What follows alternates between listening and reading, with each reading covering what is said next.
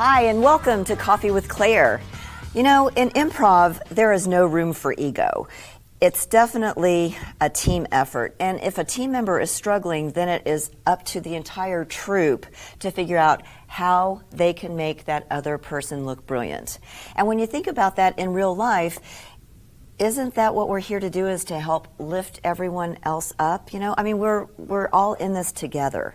And so I love the rule that we have in improv, that it's my job to make you look brilliant. And when we do that, everybody looks brilliant. So my challenge for you this week is to think about other people that may not have as much as you do. Think about how you can uplift someone else. Think about a charity or an organization that might need your help, even if it's going out to make sandwiches for the homeless.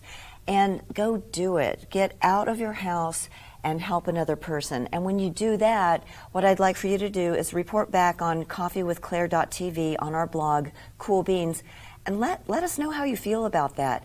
How did it feel to make a difference in somebody else's life?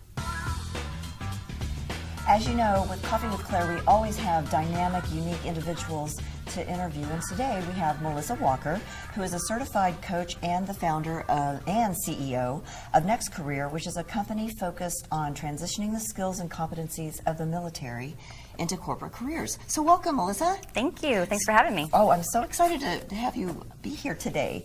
So, Melissa, you work a lot with veterans in the military and things like that, but that hasn't always been your vocation. So let's get everybody up to speed of what you've done before and kind of illustrate the path to where you are today. Yeah, no problem.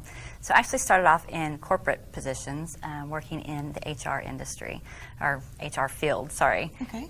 Been through multiple industries, but what I did is really focus in HR, hiring and recruiting for most of my career. So I worked from staffing companies, I also worked with corporate positions. And you did that for quite some time. Yeah, we won't talk about how many years. We don't need to. That's a little secret here. Yeah. But what strikes me is that you did that for so long, and then was it just kind of like an epiphany or something? It's just like all of a sudden, I want to do this with the military. I want to take care of other people. You know, in some ways, yes, but a lot of ways, no. So with my roles in corporate America, I did do a lot of recruiting, and we would do really large hiring initiatives. Mm-hmm. And with those hiring initiatives, we would carve out a piece that would be focused on the military or disabilities or different things that we needed to do. And with that, I was over those projects and over the hiring initiatives. Okay. And as I started to do it, I'll be honest, I'm actually part of the problem that existed, is that I actually checked the box off whenever I was doing my hiring, because I know we needed, for affirmative action or different reasons, we needed to hire veterans, and it was something that I needed to do to hit a quota kind of thing. So when you say check the box off, does that mean that there's like literally a box on? Kind of. There's reporting that you have to do for the government, and you have to put it in there. And so I was hiring, say, maybe 300 people in a short period of time, and we'd put a certain percentage of them would be veterans, and so it's like, okay, I have no clue how to target veterans, and so it was kind of checking the box. So, okay, I met my number, and next. And as I continued, I also was responsible, as I moved into other roles, for workforce planning, where we would look and see, okay, what happens with individuals once you place them? Okay. And do they stay or what have you? And as that continued, I noticed that the veterans weren't staying, or they weren't in the right jobs, or they just had a lot of different issues. And so I started kind of looking into it and decided to become less of the problem and more of the solution in that space. So it started off as a side thing where I was researching. I put together concept meetings. I asked around, got to know what's going on, and then it became kind of a passion and then my life, really. So when you first started Next Career, you were still in a full-time career. Yes. And so was this kind of a little bit of a omen? It's like, this is my next career too? Funnily, no. Actually, Next Career started off as a coaching business, believe it or not. So I became a certified coach, and I started off Next Career. I thought that would be a cool thing for a coaching, role. And then the truth about it is when I decided to pick the company name, it was already in place, and I had a drawing to see everybody could put in for a name, and everything was taken. Oh. So we went with what actually worked, but it actually applied very well to what we were doing. In fact, really well. So the military, is pretty specific when they're training their individuals, right? I mean, they've got very specific roles and jobs and duties that they do. How do you take what they have learned in the military and do, you know, those transferable skill kind of analysis to help them understand where they fit into the, you know, I don't know, what do we call it? Not the free world, but corporate America or civilian world. Civilian world. That's what you're Okay, looking for. thank you. Sorry, Yeah, I had to think about that. Thank you. So how do we help them through that transition? Yeah, the funny thing is about the military is they spend a lot of time training you on how to get in the military and how to be somebody who can survive and take care of yourself and do all these different things, but we don't do a lot of training on how to get out of the military.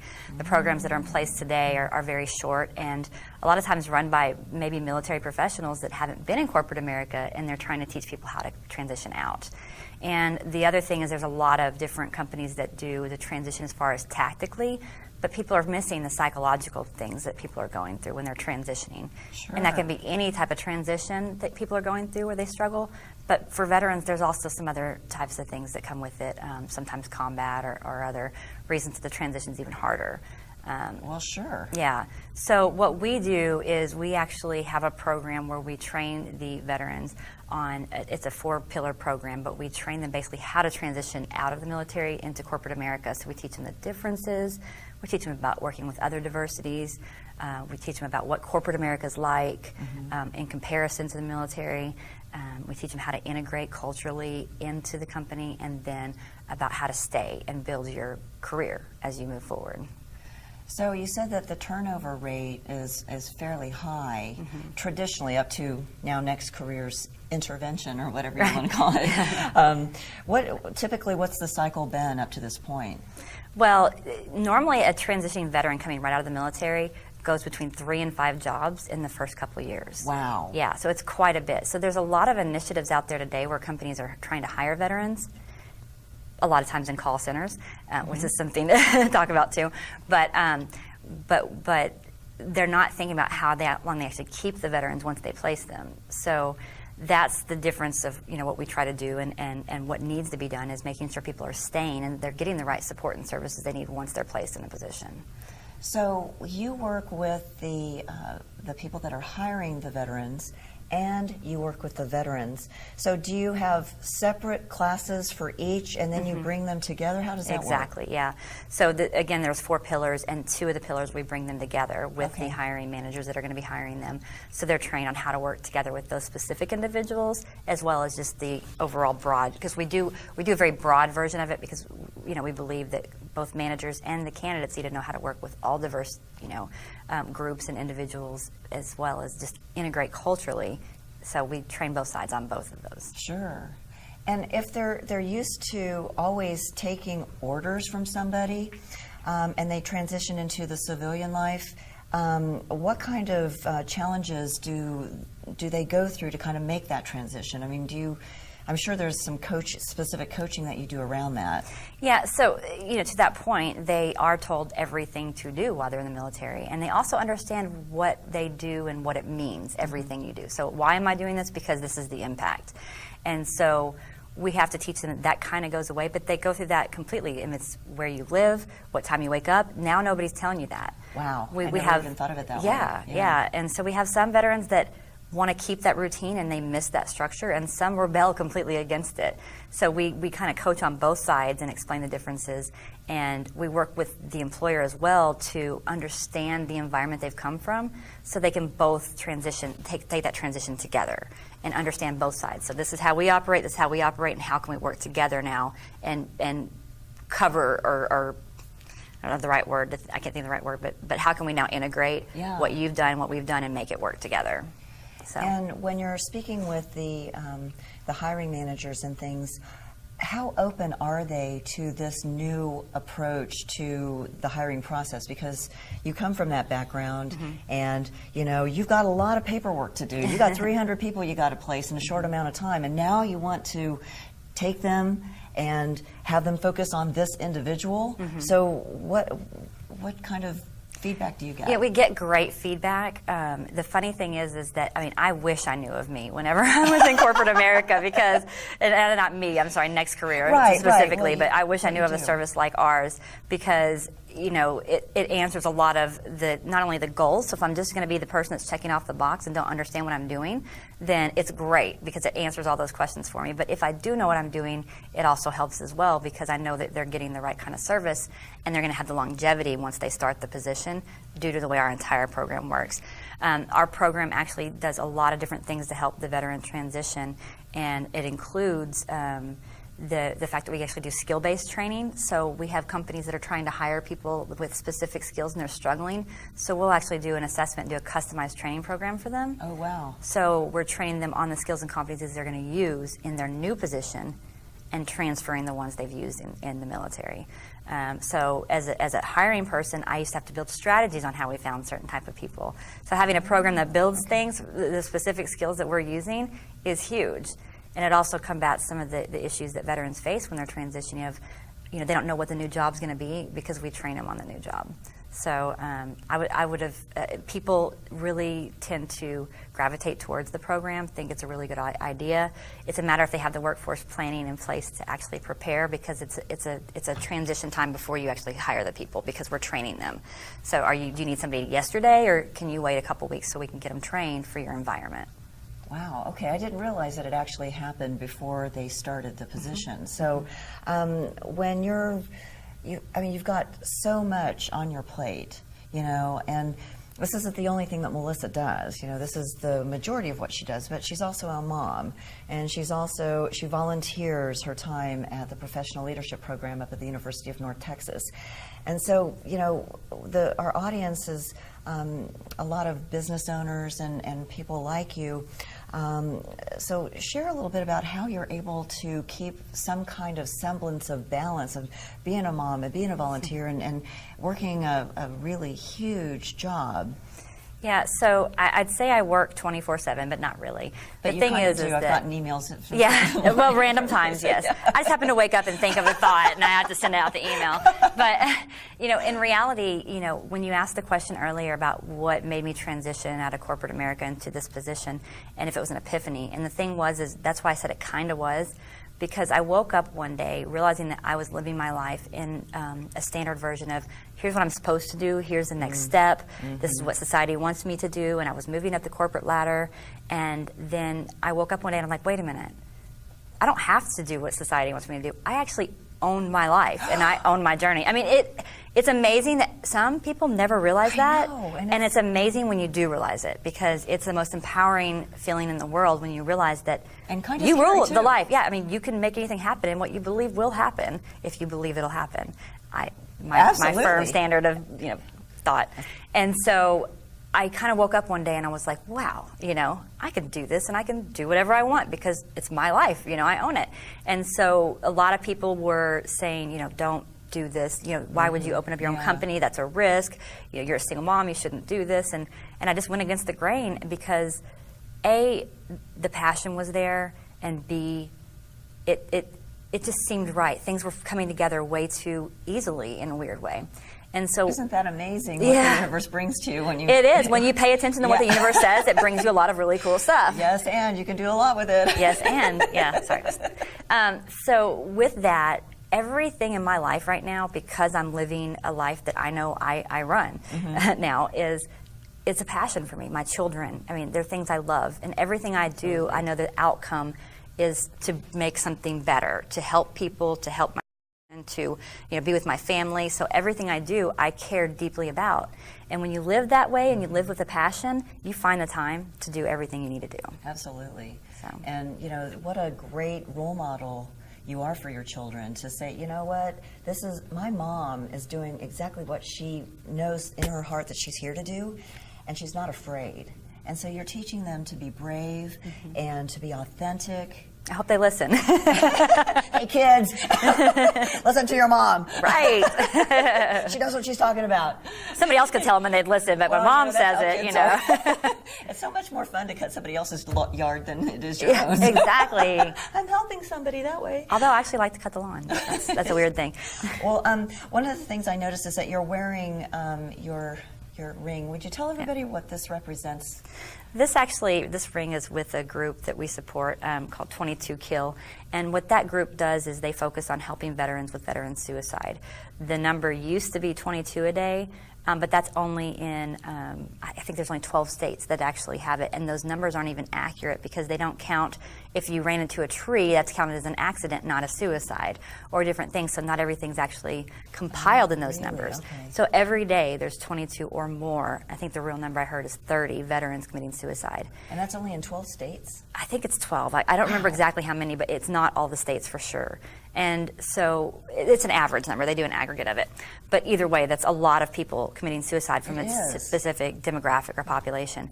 And so with this ring, if a veteran feels the need that they are thinking of suicidal thoughts, they see this ring, they know that we're there for support and that we can help them and get them the support and services they need to help hopefully prevent that suicide. So is there a website where people can join this endeavor? Is there a place where they can get the rings? You know, actually, I think it's 22kill.org, but I'm not 100% Okay. sure Okay. what the actual We'll website we can is. research that and find it. Yeah, but the other great thing is that we've partnered with them very closely because they actually have an entrepreneur program, and then we work on getting people in corporate jobs. And if you look at the research, if you look at what people need to survive in life and to be happy and to be fulfilled, it's relationships, a job or career, friends, housing, food, all the basic needs of Maslow's hierarchy. And with the career or the entrepreneur program they do, we look at that as helping stop the problem because not only do we provide the resources out there or connect them with the right resources, but we give them that foundation, which is that career, to then meet all their other needs. Because when you're in a career, you have money to live, you have Right. money to eat, you have friends, you have Yeah, it's like relationships, Maslow's hierarchy. you have, it really fits into all of those needs when you look at that. And so it's the base foundation that you need to move forward.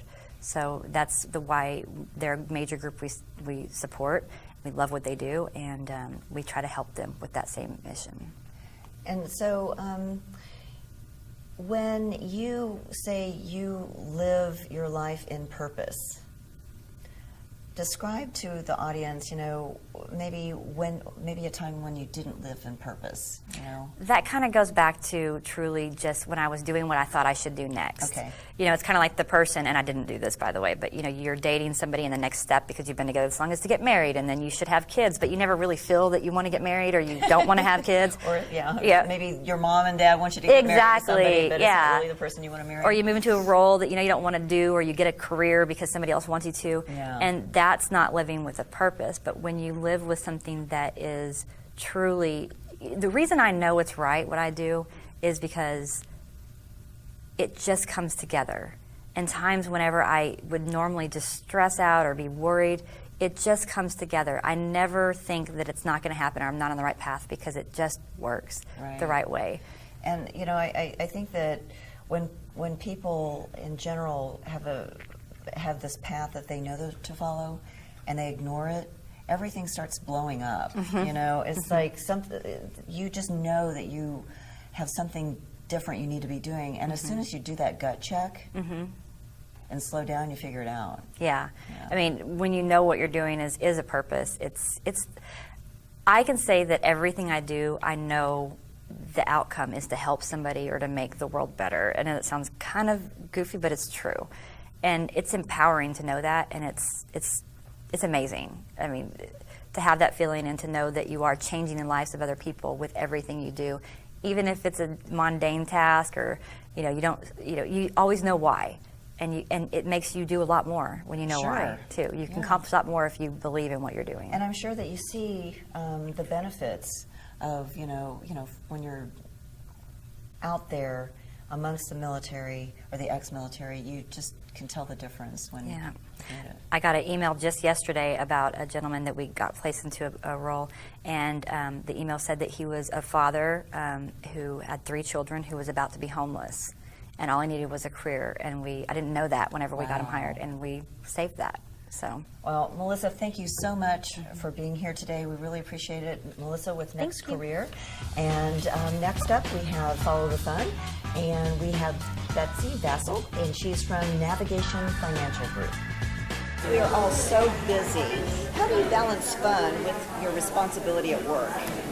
Well, luckily, we have a lot of fun at work. We do focus on our business, but it's just very important that the employees and all of us just relate well together, that they're not stagnated, that they don't feel like their position is this. Everybody kind of takes care of each other so that we're kind of a family, so that makes it fun anyway. So how do you encourage others to have fun in their life? Well, you should do what you feel compassionate about or passionate about. And if you're following your passion, that should be fun. So what advice could you give someone that might be struggling right now as to how to keep it fun? Well, that's tough because sometimes when your business is not succeeding, you take it personally. And when you internalize that, it just becomes a death spiral. So you have to find out a way to get out of that. A lot of that is, your faith in God. Pray about where you're going to be, where you want your business to be. Those things will bring you out of it so that you've kind of got a goal and you can change your focus to rather being on the inside, but the focus on the outside and your goals. So have you found owning your own business is fun? Love it. Years ago, so back in 2009, I was kind of forced to go out on my own, and I was scared to death. There was no way that was going to succeed, and again, it was all about prayer because I had no idea how that was going to work out for me. My first year, I doubled my income. So that was fun. But yeah, so I do know when you're struggling, you have to depend on other people. And there's people out there that want to help you. There really are. So tell us a little bit about your business. Well, like I said, I'm an employee benefits specialist, so I work with employers, companies, HR to put together benefit packages, group health insurance, dental, vision, voluntary benefits, things like that. So it's very relational, and I think that the world today, you have to have relationships with your clients, and it's about integrity, and you want them to see who you are and that you really care for them, and that's how you build your business. So if you had a happy dance or a happy stance, what would that look like? Oh, golly. Do you remember The Hustle? I think it'd be The Hustle. Now it's time for the Percolator. The Percolator segment is about taking action steps towards your dreams. In these short segments, we will give you basic foundational skills to help you achieve those dreams step by step. We will also have opportunities for you to get even more information online to help you dig into the details. Thanks, Claire. And thank you for joining our segment. It's great to be back to share the 7 must-have strategies with you as you consider starting your own business. Let's review the 7 quickly. We've covered the first 5, and the last 2 are how to deliver and customer satisfaction. How to deliver. Regardless of what you sell, regardless of is it a product, a service, whatever that is, you have to get it to the customer in order to get paid. So you have to deliver it. A couple options on how to do that. The first thing is, what is it? How can it be delivered is 100% based on what that product is. Only you can decide that. However, the second piece is not only what is the product, but what would the cost be to deliver it? And let's look at a couple of those. Online, much like some of the services where you can go online, look at it, say you want to buy it, go to a place, have somebody meet you somewhere. Online is great. It's an email, It's a point, it's a click, it's an attachment, it's a video, it's a picture, done. With that, though, the real issue is on an online basis, it's very clear you need to understand who pays. Is the, quote, delivery a part of the price in the product? Is it the requirement of the customer to pay? Or is it a requirement of you as the person who's delivering it? Really have to get that up front so there's no confusion of whatever that is. It might be available to mail it. It's just it's the same as a personal package. How big is it? How bulky? How fragile? How many times are you going to send it? There can be discounts available. And again, there's a bunch of vendors, U.S. Post Office, UPS, FedEx. Pick one that works. If there's a big quantity involved, you'll probably get some level of a discount. You just need to know what you're doing and the right people to get to. In person, while it's expensive, a lot of times when you're starting your own business and it's a product, and especially if it's a service, you don't have another option. But if it's a product that you make and you're selling, in person is the best way. It might be the only option for you, but just remember it's about the time that you have and is it required for you to deliver it instead of someone else. Speaking of someone else, can you outsource this? Can someone else do this for you? We talked a little bit about mail and some of those vendors. Family, a partner, someone else. Can someone deliver it for you? Now it's all about your availability of time. And the other thing to think about is, can they do that better than you? Can they do it faster? And can they deliver on time if, in fact, that's a factor? All right. Now you have the sixth, how to deliver. Remember, anything that you sell, you have to deliver it somehow. It's a key component because only when you deliver it will they pay you. So think about how it applies. All of these factors together come into how you can be successful faster.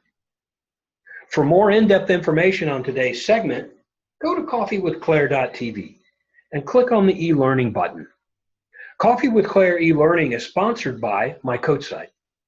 We look forward to helping you learn more about the 7 strategies and today's how to deliver segment. All right, we're almost there. Thank you for your patience. I hope you're still excited. I hope it's not too much things to think about. Now what? Think about it and work it. And I hope we've been helpful. Join us for the last session, the 7th strategy. So what's on your mind? Let us know at coffeewithclaire.tv on our blog, Cool Beans. And remember your homework assignment this week. Go out and give to other people, whether it's donating your time at a charity or even helping an elderly neighbor next door. And report back to us. Let us know how you feel about helping that other person. And remember, follow the fun. See you next time. Bye-bye.